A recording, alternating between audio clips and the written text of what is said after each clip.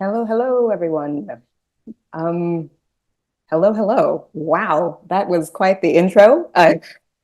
It's interesting hearing myself presented that way. I'm super excited to be here as part of TVOC 24. Thank you so much to King and his team for inviting me.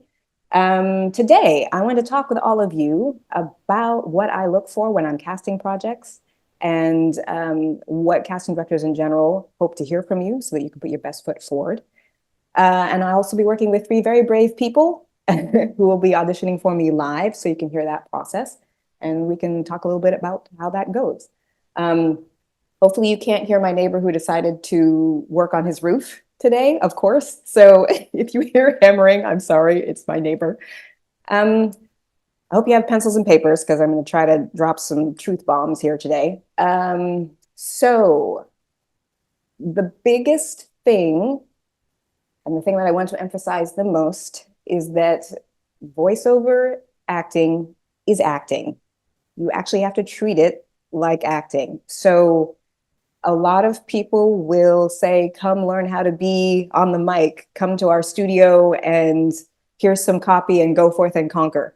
Um, that is a bit of a misconception about what voiceover is. Voiceover is acting. So when I am looking for actors for my cartoon series, for my movie projects, for my narrative podcast work, I am looking for people with scene study classes. I'm looking for people with improv experience. I'm looking for people with live theater on their resumes. I'm looking for people with dance training. I'm actually looking for well-rounded performers, people who have experience beyond just standing behind a mic, because I want to know that you can make character, not do voices. Those are different things. Just because you can sound like a little kid or sound like a donkey doesn't mean that in an actual recording session with a bunch of producers that I can ask you to make a dramatic change and that you can handle that kind of work. So you really, really, really, really, really, really must actually study how to be an actor, how to break down a scene, how to handle copy, how to build character from the available information you've been given. Yeah. So that's the first thing. Go take an acting class. Go take it just a straight up old fashioned theater course. That will get you far. That's one of the first things CDs look for when they're looking at your resume. Next, um, when you're putting together a demo. So let's say you haven't done a whole lot of professional work yet, and so you don't have pieces to put together of your own. So you have to make one. You have to make something to present to casting directors, to present to agents, et cetera, and so forth. You want to have variety on that demo. So you want to have something that shows character work, something that shows a little bit of commercial work, something that shows light and happy, something that shows dark and a little bit scary. The name of the game is variety, yeah? And you want about 10 to 15 seconds of each of those things. Ideally, your demo shouldn't be longer than a minute to a minute and 15 seconds, because especially during a casting process, I'm only hearing about the first 15 seconds of everyone's demos to make my first cut. Okay, so this is not because I don't love all of you and I don't want you all to succeed and I don't want to hear you. This is because um, generally, when I send out a casting, I will receive anywhere from 400 to 1,800 auditions per casting. And I'm often casting 2 or 3 shows at once. And it's me, just me, that listens to all of those auditions. So all of those demos, because it's important to me to make sure that I'm providing my client with what they need. So put your best foot forward with that first piece on your demo reel so that you make sure that you're heard more later on in the process. Okay. Your demo is your friend. Make sure it is the best version of you in as many different ways as possible, but keep it short. And if you are making spots to go onto your demo reel, please EQ them differently so it sounds like you are in different studios. That just makes the demo feel a little bit more professional.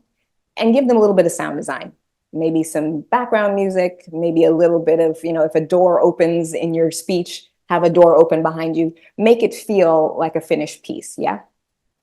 Oh, and a big important thing,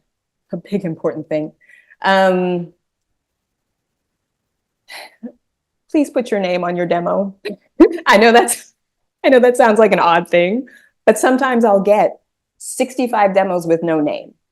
And so if I'm having to go through 1,800 demos to cast 2 characters and 65 of them don't have a name, they go in the maybe later pile because I simply don't have time to name your file for you and then move it to the place it needs to go.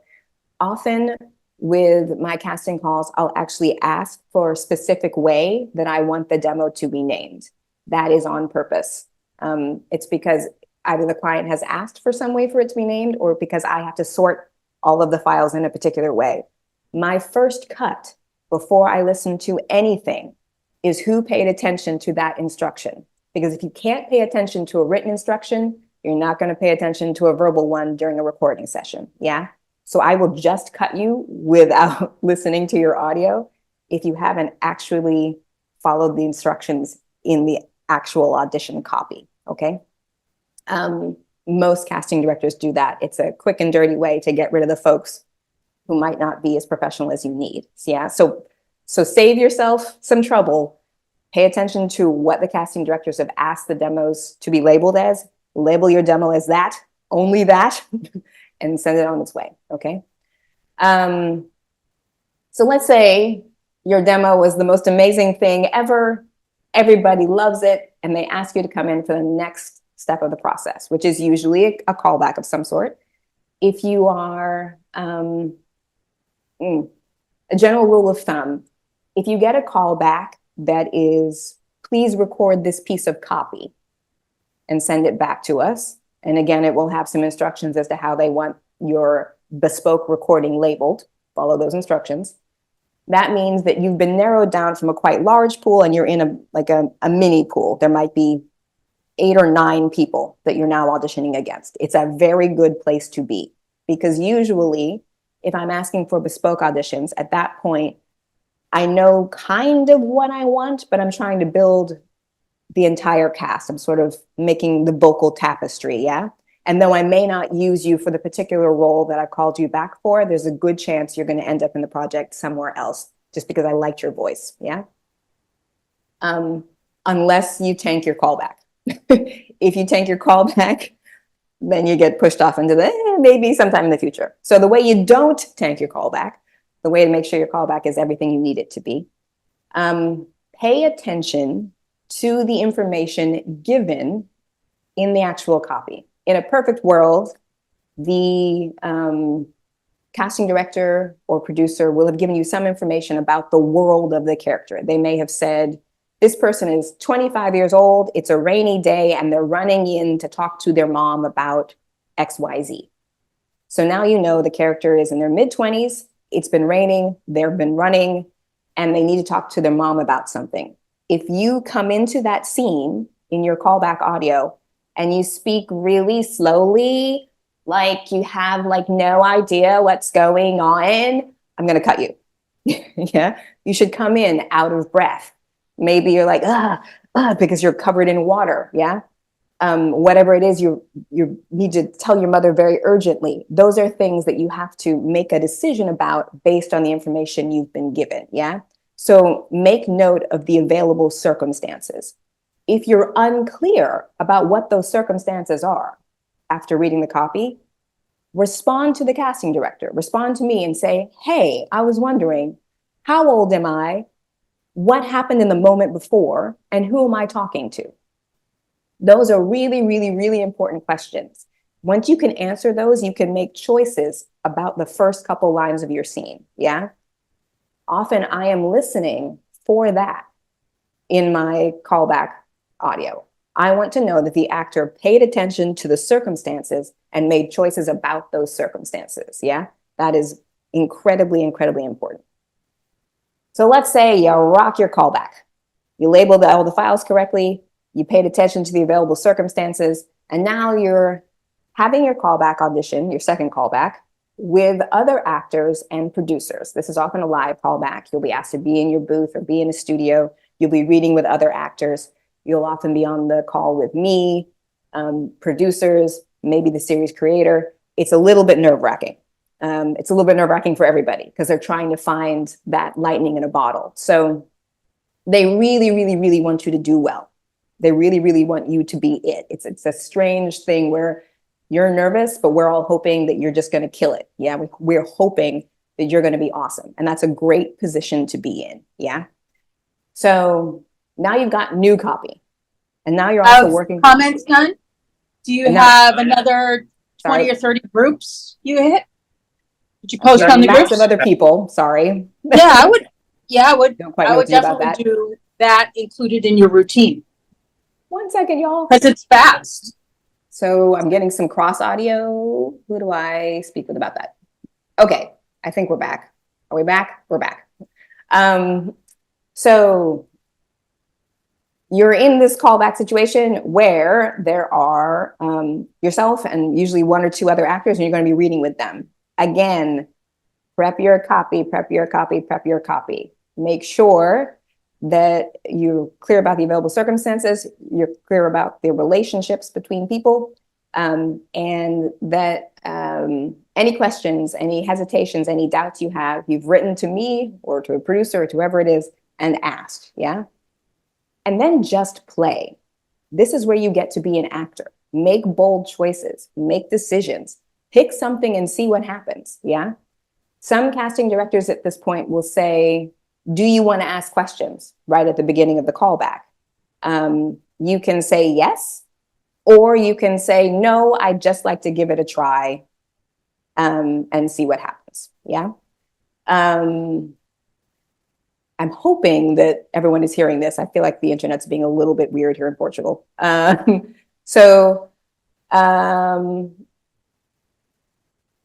you've had a good time playing, then it's up to the producers to make a decision about how to proceed.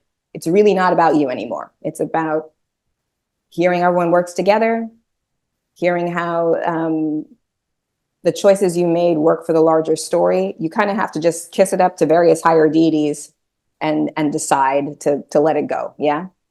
And that's the biggest part. Every audition is a chance to perform. You have to think about every audition as a chance to just perform. Don't think of it as an audition. Think of it as a chance to just get out there and work on your stuff. Get out there and play. If you think about it as an audition, it can really start to bog you down and be a little bit mentally difficult, yeah? So just treat every audition experience, especially when you get to the callback experience, as a chance to play. It's your chance to just be a good actor and be present to the situation and the circumstances and the other people in the room and to just have a blast, okay? So I'm debating where to go because I've just thrown a lot of stuff at you. As far as building a relationship with someone like me, everyone, when I say everyone, I mean every casting director, we all have different ways of working.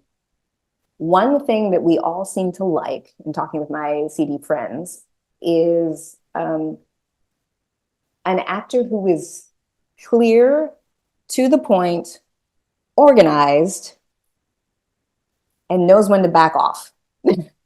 So once you've sent your audition to me, I tend to just say, thanks, received, and just let you know that I've got it. That is not an open invitation to talk to me a lot. That is simply, thanks, okay, I've got it. And so sometimes I will say, thanks, okay, I've got it. And I'll get a response from an actor that's like, oh, that's great. So let me tell you about what show I was in and what I ate for lunch. And here's my socials and here's my dog. And I always have to hesitate as to whether I want to keep interacting with that actor, because if they're going to take that kind of hand-holding through the rest of the process, I can't trust that they'll be a good part of any cast. So if I acknowledge the receipt of your demo, cool, just leave it at that.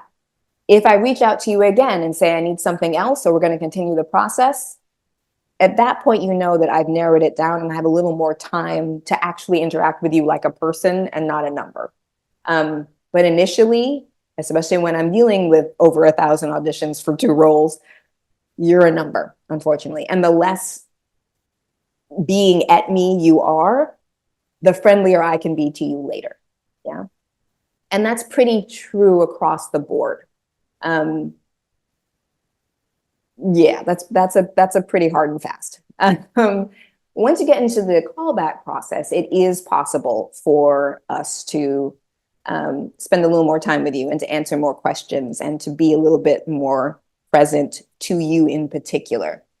But even then, I'm not looking for an exchange of photographs. I've had people call me at every phone number they could find for me, follow me on all the socials. I've had people show up at my studio. I've had people send me flowers and chocolates, and one person sent me a photo book of their family, and it was super awkward. Like I don't need all of that, really. I just want to know that you're a good actor. Yeah. I can find out if you're a good person later, but initially I just need to know that you're a good actor. And I would love for that not to get muddied by needing my approval. And that's a big important one. Another truth bomb, you don't actually need my approval. Like, you'll still be a good person, you'll still have a life, you'll still be you, whether you book this job or not. I just want to know if you'll work for this show. And that's not an indictment or a prize for being you. That's just you doing good work for that particular audition. So don't put that in your knapsack. Don't put whether I call you back or whether I don't call you back, or don't carry that around as some like rejection or whatever. It's just, maybe you just didn't work for this project. Maybe I'll hold on to you and reach out to you again. Yeah, like, put it away. Do the audition, move on with your life. Okay. The voiceover world right now is a little bit weird, especially in the children's content world, which is where I work primarily,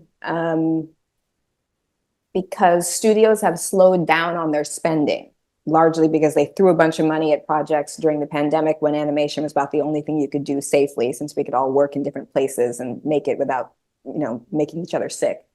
But then they ran out of money. So a lot of studios are sort of pivoting, or they're using more AI, or they're figuring out ways to minimize and maximize. It's a strange time for those of us that work in this industry. And there are a lot of VO artists kind of flooding the market, and a lot of VO artists who actually have no clue. At any one time, I might throw out a third of the auditions I receive, simply because the actors clearly didn't know how to use their own equipment. They didn't understand how to stand in front of the mic. They didn't understand how to break copy. They just weren't actors. And again, it goes back to that idea of people saying, you've got a great voice, you can be a voiceover artist, and that's not entirely true. Yeah. So as far as making yourself known or heard or available, having a strong demo, paying attention to the auditions, as in the audition instructions. And it's a bit of a numbers game, to be perfectly honest. You actually just have to audition a poo ton. You really actually just do. Put yourself up on Voice 123, on Voice Bunny, on Upwork, on some other platforms, the Voice Realm. Find those places where you can upload your own demo and audition for. They're usually small projects. They might pay anywhere from $50 to $400. They're not, massively lucrative, but 6 of those will get you will get you really good spots for your demo. And they also get you a resume that's legit, So it's not the most lucrative initially, but it is a little bit about accrual. It's about building momentum. I started out as a dancer and production manager. I went back and forth between stage managing shows and then dancing in shows, touring for many, many years. And I moved into this after working as a director for musicals for several years. And I moved into this because when I wasn't directing musicals, I was doing voiceover in between my other work. And so it started out as 1 or 2 commercials, and then I booked a larger commercial, and then I booked a larger commercial, and then I booked series, and then it sort of, You just have to sort of stick with it. It really is a bit of an uphill climb. And then one day you realize you're no longer climbing, you're just rolling along. Yeah. Expect for it to take a good 4 years to actually start making appreciable money. It's not a fast thing.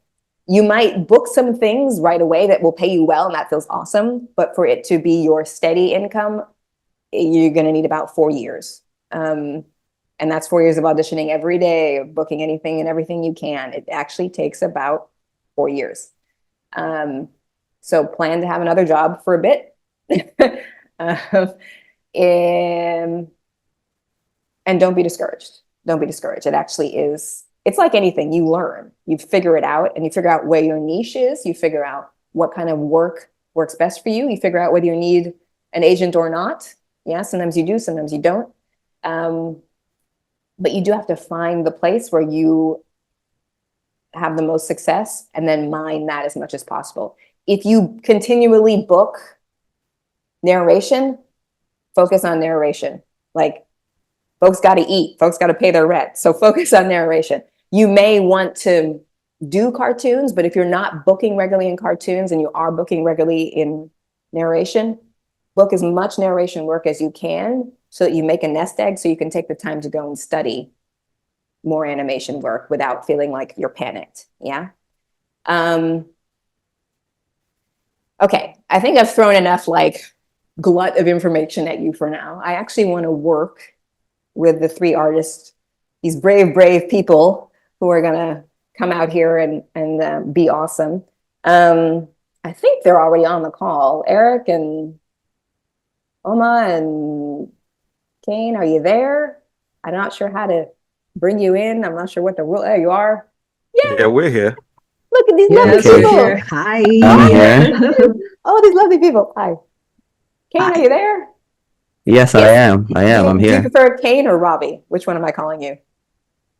Robbie seems fine. Robbie's Okay, fine. Robbie. Okay, so to everyone who's wondering, these lovely people sent me their demos, which were excellent, out of several demos that I was sent, and I chose them today because their demos were what I wanted, and they rocked it. So, what we're gonna do, lovely people, and we'll rock paper scissors for who goes first. So. You can choose which copy you want to start with. And what I'll ask is that you read it through, just give me your best first pass. And then I will give you some thoughts, some notes, just the way I would during a callback process. And then I'll have you do it again. And I might give you some more thoughts and notes. And then I'll have you do it again. And then we'll move on from there. This is the most low stress audition you're ever going to have. I already know I like the 3 of you. This is not going to pay your rent, or like, this is just us vibing and figuring out sort of how you feel about copy and how you work with it. And I'll try to give some tips that are useful for everyone. Yeah. Okay. So Okay. who's feeling brave? Who wants to go first? I am. Who is that? Okay, Robbie, it's you. Robbie. It's you. All right, Mr. Robbie. Okay. So which copy would you like to start with?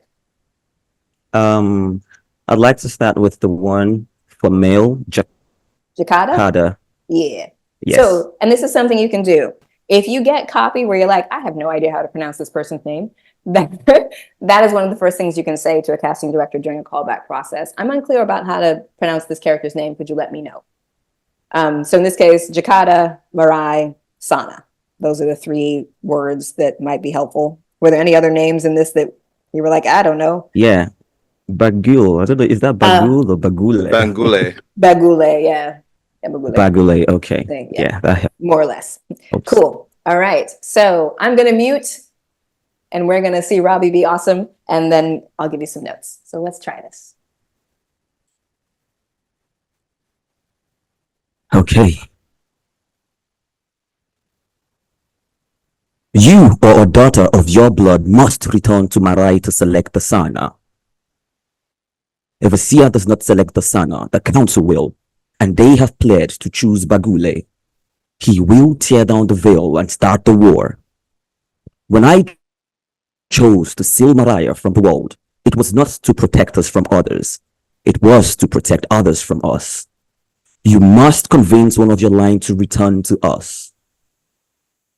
If your granddaughter is special, you must send her to us immediately. We don't have time. Baguli has been planning his ascension for centuries. You once asked me why I let you leave so easily. It was because he would have eliminated you first. I couldn't hide you in Mariah, but I could hide you in the world. I let you leave to save you. And daughter, it was never easy. Hey, good start. Nice start. Okay, so some things I'd like you to adjust. This was a very good start. So let's make this more urgent. Imagine that so your realm is under attack. You're appearing to your daughter through a mirror, and you have not seen her in centuries, even though time travels differently in your land. So she has said, you've said to her, you must come back. And she's like, no. And this is you being like, no, you actually, you or someone from your bloodline has to come back or everything will fall apart. That's what's happening in that first paragraph. And then you have to explain to her why you created this barrier between your country and the rest of the world. Yeah. You want to impart to her the knowledge that if she does not do the right thing, everything you built as her father will fall apart. And in that last paragraph, you once asked me why I let you leave so easily. This is you pleading with her as a daughter. It's a father to daughter moment. So it can be softer. It can feel less urgent. It can feel less authoritative. It's the moment you try to make her understand that even though you're asking her to do something incredibly difficult for her, you're not asking lightly. You're asking as a father to a daughter to come do something that is incredibly dangerous for her, even though previously you tried to protect her. Yeah, that's what that last paragraph is. You asked me why I let you leave. It was never easy. Yeah. So with that in mind, let's try it again. And I actually like your speaking voice. So rather than doing any sort of accent or change of whatever, just be your lovely voice, please. Does that make sense? Yeah.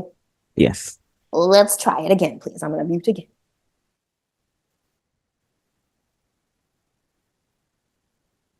You or your daughter.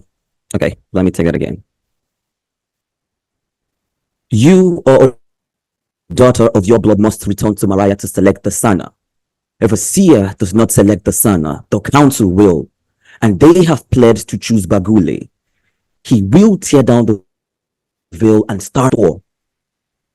When I chose to seal Mariah from the world, it was not to protect us from others.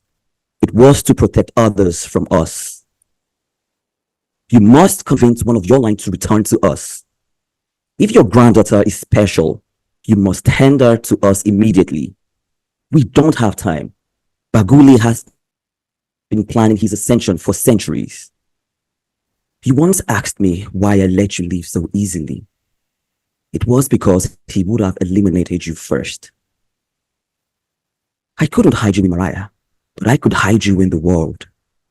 I let you leave to save you. And daughter, it was never easy. You killed that last paragraph. That was excellent. Okay. I want to do this one more time because I think I got time. Yes, I got time. So in those first two paragraphs, can you imagine that you are standing in a pulpit? Like you're standing up on something and you're taking her to church. Yeah. You got to do this. You have to do this. You have no choice. This must be done. I cannot do this without you. Yeah.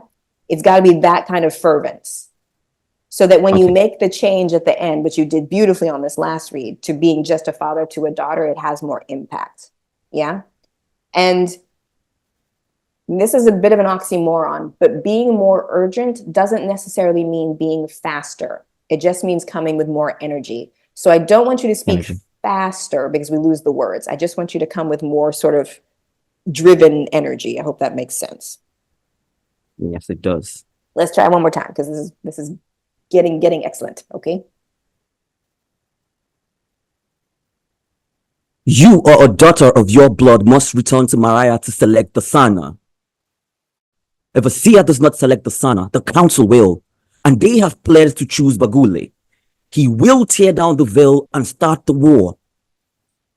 When I chose to seal Mariah from the world, it was not to protect us from others.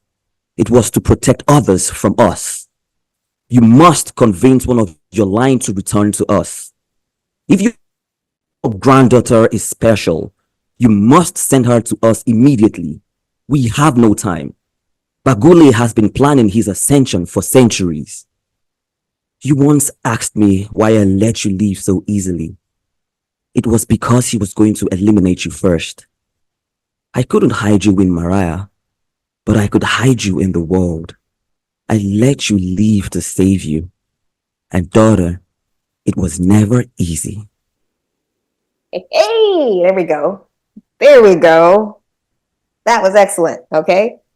So that kind of close reading work, that's what you have to do when you get to the callback process. Yeah. You have to figure out what the arc of the scene is, where your high points are, where you want to start and where you want to end. Yeah.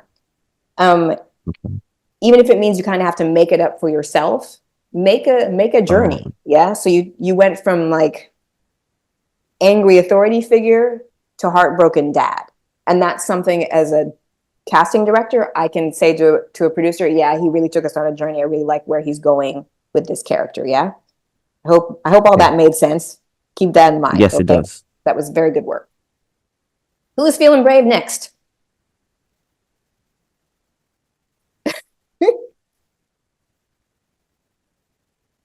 Eric, I saw your hand you feeling brave? Kinda. Yeah, you want to try? Yeah, let's give it a try. All right. I'm thinking about the same thing he just did. The Jakarta character. Okay, and it's totally cool to bring your own thing to this because that's what I love. I love hearing variations on a theme. You can keep the notes I gave him in mind, but let's build on it, okay? Okay. That doesn't matter. You or a daughter of your blood must return to Marai to select the Sana.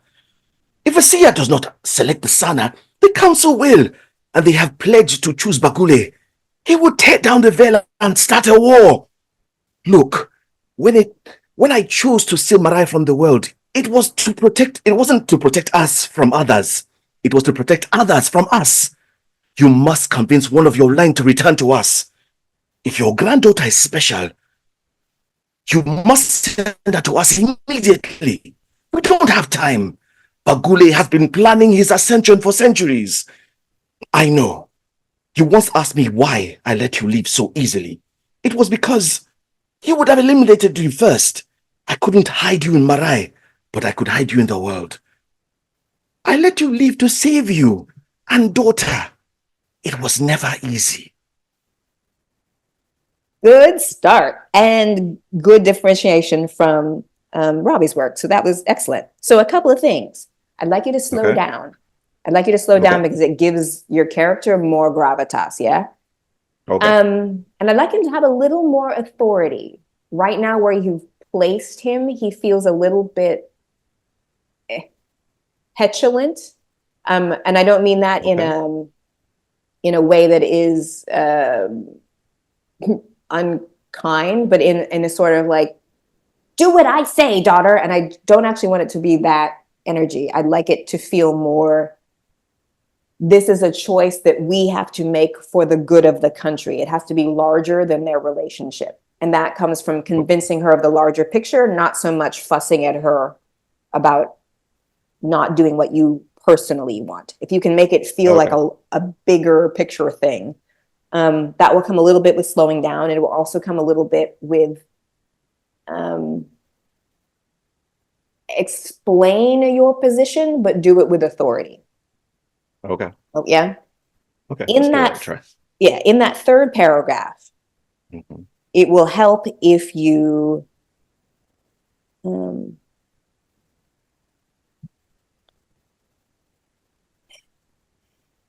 that third paragraph, just because I think you're a good actor and you can do it, change the energy as completely as you can. Go from the authoritative leader to something softer and more pleading, just to see what that does. For words Okay. that are not in the script, you're doing a lot of extemporizing at the beginnings of the dialogue. During callbacks, I do not recommend that. You can think it. Okay. Okay. Go ahead and use it as your thought process and as subtext, but don't say it, because often we have to edit it out in order to submit your audio. And again, that makes me, yeah. So try not to add extra dialogue at this point in the casting process. Once we're further along, and maybe it's just down to 1 or 2 people, yeah, then feel free to play.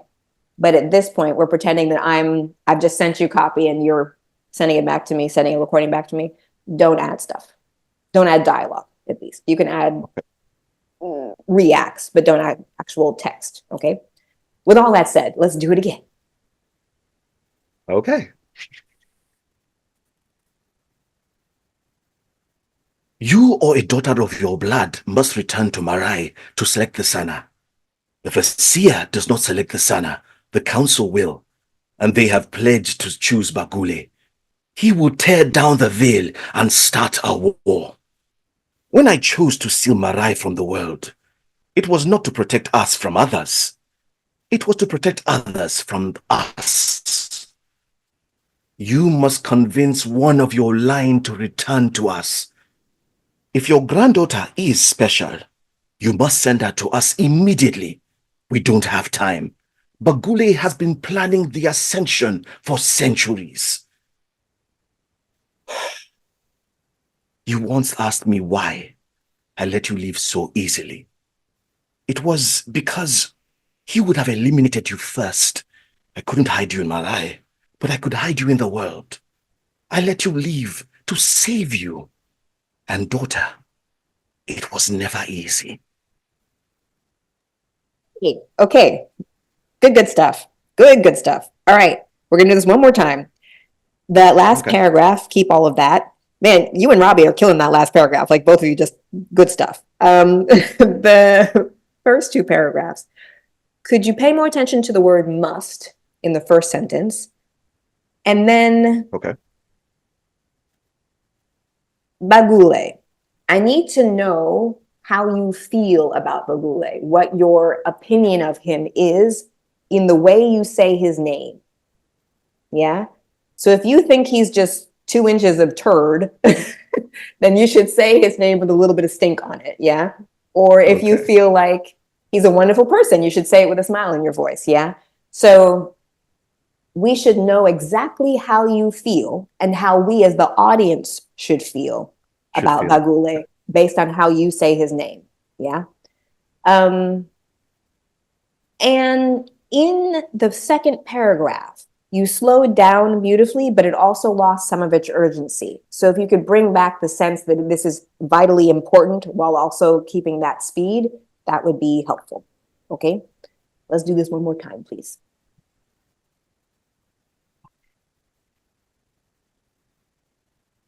You or a daughter of your blood must return to Marai to select the Sana. If a seer does not select the Sana, the council will, and they have pledged to choose Bagule. He will tear down the veil and start a war. When I chose to seal Marai from the world, it was not to protect us from others. It was to protect others from us. You must convince one of your line to return to us. If your granddaughter is special, you must send her to us immediately. We don't have time. Bagule has been planning his ascension for centuries. You once asked me why I let you leave so easily. It was because he would have eliminated you first. I couldn't hide you in Marai, but I could hide you in the world. I let you leave to save you. And daughter, it was never easy. I'm very happy right now. That was great. Thank you, Thank you so much. much. That was great. That was great. Yay. Okay. Oma, am I saying your name correctly? Almost. Oma. Oma? Okay. Más o menos? Yeah. Sí. Okay. So what copy would you like to read? The one for female, that's Magara. Sí. Okay. Excellent. So I'm not going to say anything. You're going to be awesome unless you have questions. Do you have any questions before we start? Not right now. Okay, great. Let's try it. Okay. Do you come with news? You have nothing to tell me. Are you failing as our most trusted advisor? This is ridiculous. You told me you had a plan, that I did not need to worry. Now he is hours away from death, days at most. I am always in the throne room because I don't want to be in our chambers.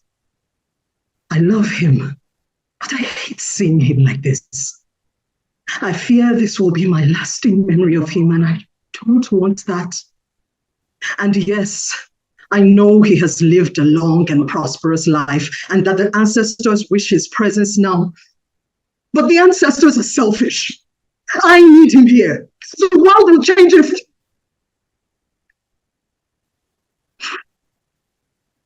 I am trusting you to make this right, to be a loyal servant and friend. Go, and don't come back until you can save my husband. Well, that was straight fire, woman. Good for you. So, Thank you. a couple of things. Very good start. Do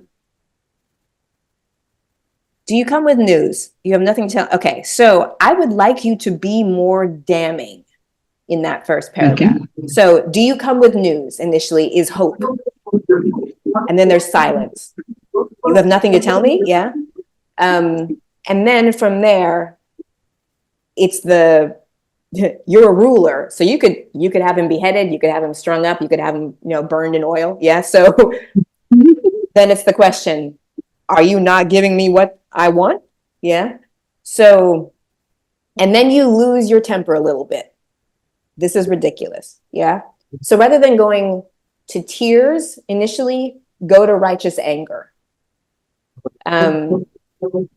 You didn't do what you said you were going to do. You said you had a plan. You didn't execute. Yeah. And then it's the turnaround of, it's almost like you're on your throne and then you get up to pace because you just can't stand hearing the man that you love in pain in the other room. Yeah. Because while this person has disappointed you, they are also your most trusted advisor. So you don't have anyone else to talk to about this. So it's a little bit schizophrenic in its energy, in the sense that you are incredibly mad and disappointed that they haven't done what they said they could do, but they're also the only person you can unload on in any way. So you have this middle paragraph that's actually quite vulnerable. And that's the place where we see the pain of losing somebody slowly. Yeah. And the fourth paragraph, the anger comes back. It's like you shake yourself out of it. Yeah. So I know he's fine. I know he's fine. I know he's fine. Yeah. So it's very much like you're just trying to bat your own emotional life away. And then in that fifth paragraph, if you can, ramp up that righteous indignation that you had at the beginning. Okay. It's like you whip around and you put your finger right in your trusted advisor's face. Quite literally, you fix this or it'll be the worst for you. Yeah. So you have a lot to do in these 5 paragraphs. And I want you to go out as strong as possible in that 5th paragraph. Okay. Okay. Let's do it again. All right.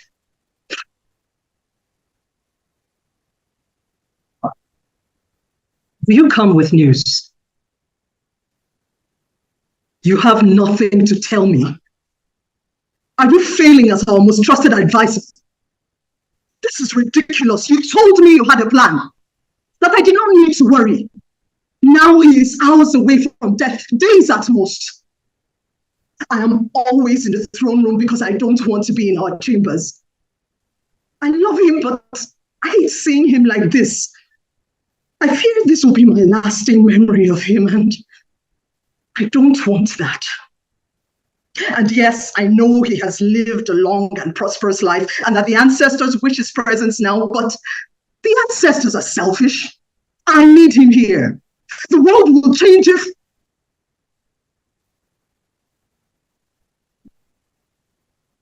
I am trusting you to make this right, to be a loyal servant and friend. Go, and don't come back until you can save my husband. Okay, good adjustments. We're gonna do this one more time. Keeping all the stuff in the first paragraph, that was great. Can you treat the second paragraph like an on-ramp? So start with the energy a little bit lower for this is ridiculous, and then go up with it. It's like you're building up a head of steam, yeah? Okay. So when you get to days at the most, it's almost like you're pulling your hair out, yeah? But you started with a, why did you, and then you just, because it's just been in your heart and making you hurt all this time, yeah? Okay. Take a beat after days at the most before you go into I am always in the throne room. Take a moment for yourself. Walk away from your advisor. You got to kind of be in your own head. Walk away from your advisor and just let it sit in the hurt a little bit more. Yeah. Be less strong. Be a little bit more broken there. Okay. Fourth paragraph. And yes, I know he has lived a long and prosperous life and that the ancestors wish his presence now. That was excellent. But the ancestors are selfish. Rather than taking the energy down, bring it up. It's almost like you're shouting at them. Not that you're actually physically shouting, but it's the sense that it gets more intense. Okay. Yeah, it gets a little bit more intense. It's the frustration with the fact that he's slowly leaving you. Yeah. So don't let the energy drop there. Actually have it get bigger. Yeah. And then the I need him here is even bigger, and the world will change is even bigger, because this is not just about his death. It's about losing control of the kingdom to someone who's not going to be a good ruler. Yeah, there's a whole lot more riding on his death than just his death and just your heartbreak.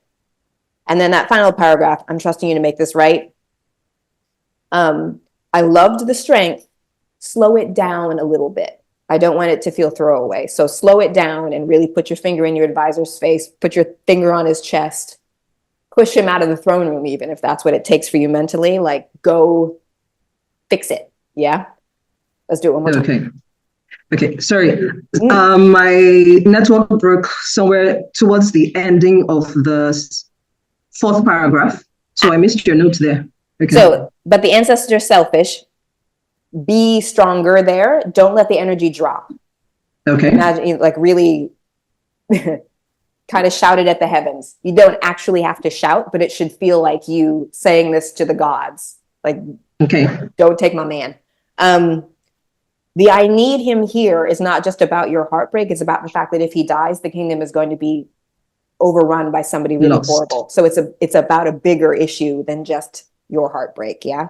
The world will change. And that really is your entire existence will end as you know it if he passes away. So it's a very big statement. And then when you get to that last paragraph, you're making great choices already. Slow it down. Imagine that you really are putting your finger in the chest of your advisor, pushing him out of the throne room. You're really saying, go fix this. Yeah. So slow it down so it has a bit more gravity behind it. Okay, let's try it one more time.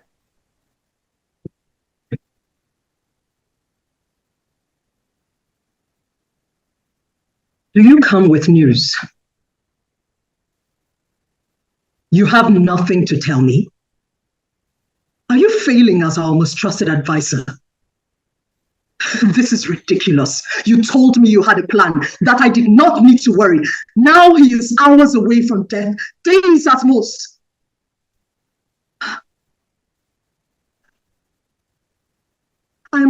in the throne room because I don't want to be in our chambers. I love him, but I hate seeing him like this. I fear this will be my lasting memory of him, and I don't want that.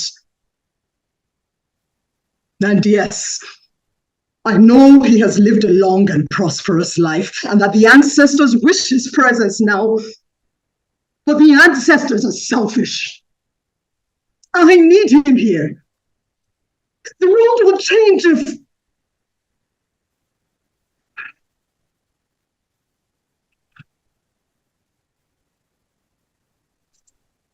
I am trusting you to make this right. To be a loyal servant and friend. Go. And don't come back until you can save my husband. Yay! Good. Good. Yeah, y'all. These were awesome. I'm so proud of the three of you. These were great. Thank you. Yeah, I'd hire y'all. That was great. That was excellent work from the three of you. I'm very pleased. So yeah, when you get copy like this, everyone, you have to do that kind of breakdown work on your own. That's what I'm looking for when I get callback audio. Yeah. And that's the kind of stuff that will happen once you're in the callback process, where you've gotten beyond the demo process, beyond the bespoke process, and you've gone on to actually meeting with the producers. It will be that sort of play with the copy and see what happens. The three of you took direction excellently. I really appreciate it. I think I have like a couple more minutes. I figure I can open it up to questions. Maybe that would be useful for everyone. If you've got questions, stick them in the chat, and I'll try to answer as many as I can in the next few minutes. Rashida, hi. Rashida is one of my cast members right now. She's in one of my shows. So throw me some questions. Let me know what your thoughts are, or if you need tips, or a couple of you have asked how to get in touch with me. I'll put it in the chat. I'm at pdubs. How do I send it to everybody? Is there a way to send it to everybody? Posts or not? If there isn't a way to send it to everybody, because right now it looks like I'm sending it to one person only. I'm pdubs, PDUBS 2020 on Instagram. Pepsqually VO and sound design on Facebook. The best way, in all honesty, to reach me is to go to my website, which is www.pepsqually.com. And there is a page that says contact us. And on that page, there is a place to send your resume, your reel, and a little brief info about yourself. Go ahead and send me your stuff. I do listen to demos a couple times a month. And I may not respond to you right away, but I do keep demos in my files. I direct shows in English, Spanish, French, German, Finnish, Turkish, Portuguese, Japanese, and Korean. So if you speak any of those languages, please let me know. And I think that's it. Those of you who have questions, write them here. Write them in the chat, and I'll try to answer them quick. Let me see. How do I fix the... It's only allowing me to direct message live host. How do I fix that? Is there a way to fix that? I want to send to everybody. Oh, wait, I did it. Okay. I'm feeling less remedial now. Okay, so here's my here's my web address and my Instagram. And you can find me at Pepsqually VO and Sound Design on Facebook. Okay, so those are the ways to reach me. And okay, questions are, not seeing them. Questions. There seem to be none, but everyone's being really nice to me, so thank you. I'm glad you like that. Okay, any tips on how we can stick to using our natural voice without falling into the temptation of tweaking it? Okay, that's a really good question. So use your natural voice when the character calls for it. Use your natural voice when the character calls for it. So if the character is of the same age as you and of the same general background as you, use your own voice. That's okay. If the character is 6 and you're a 45-year-old woman, don't sound like a 45-year-old woman. Yeah, you do have to recognize the circumstances of the copy. So pay attention to that. But as far as using your own voice, for commercials, for commercial copy, always use your own voice. But for animation, if your voice, just you as you, really suits the socioeconomic background of the character, the age of the character, the energy of the character, go ahead and use it and be confident in it. Yeah. What will often happen is if I wanted a different voice, but I really like the acting choices that were made, I will say in the callback, hey, really liked your acting choices. Could you, and I'll give a note, like, could you make this voice deeper, or could you send me your bespoke copy with a bit more gravel or something of that sort to cue you into, making a different choice. Okay. But using your own choice, using your own voice is very much about what the copy needs, but never feel nervous about it. Okay. Is there anything else? There were people who said they have questions, but you got to type in the chat. I don't know what they are. Type in the chat. Okay. Is animation voiceover beyond just kiddie cartoons? Okay. Yes. Okay. So, there's a lot of adult work. Some of it pre-Purdue. Anime work has a range of ages, and it's super fun to do. It's a little weird, but it's super fun to do. It's mostly dubbing, because most of the projects are made in Japan, Korea, China. But there's a lot of work that's non-child animation. Most of it is actually made in Europe. There are fewer adult cartoons made in the US, though Cartoon Network has quite a few, as does Max. Actually, Max let all of theirs go in the merger. So it's mostly Cartoon Network at this point. It is out there. And if you want to put some copy from an adult cartoon in your reel, that's often a good thing to have, because you can make slightly different choices and slightly more risque copy can be used. But there is work outside of just kids' cartoons. Can you send your voice recordings as a demo without sound design? Yes. However, for those demos, I don't usually submit those to clients. What I will do is ask you for a bespoke recording. Not all of my clients want to cast from demos. Some of them want to hear actual copy recorded. And so I'll send the copy out to everyone and say, please record this. So you'd be better for those than for those clients who want to hear demos as sort of an idea of the kind of work you've done previously. Ways of getting scripts that you can practice with. There is a website. Let's see if I can remember it. Voices.com has voiceover sample scripts.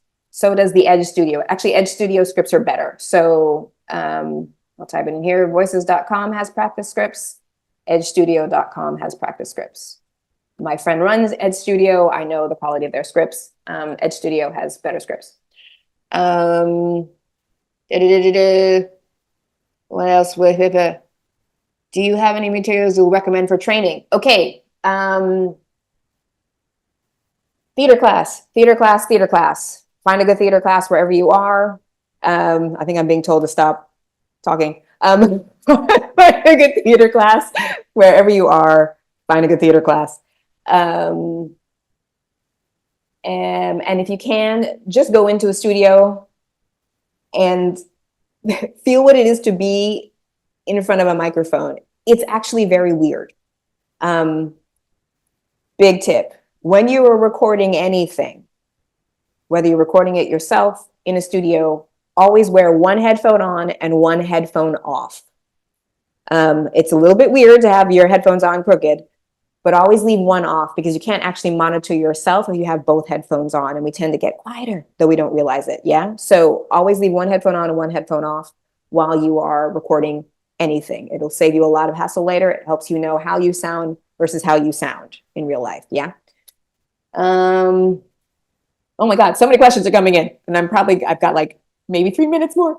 Where can we see casting calls? Okay, so for me, once you're on my roster, I keep this big long spreadsheet of people. I send out casting calls based on what I know actors can do, and what voice type I'm looking for a couple of times a year. Right now I'm in production on 2 shows. I'll be casting 3 new shows beginning 4th quarter. So late summer, early fall, I'll start casting again for projects that are going to be in 2025.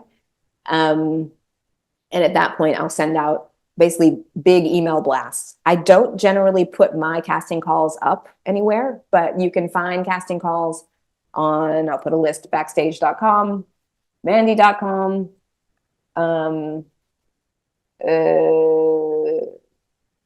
what is it? Gosh, I really don't use them. So I'm having to like dig back into my days of being a voiceover artist. Breakdown Services, which is actually the blanket for Backstage and a couple of others.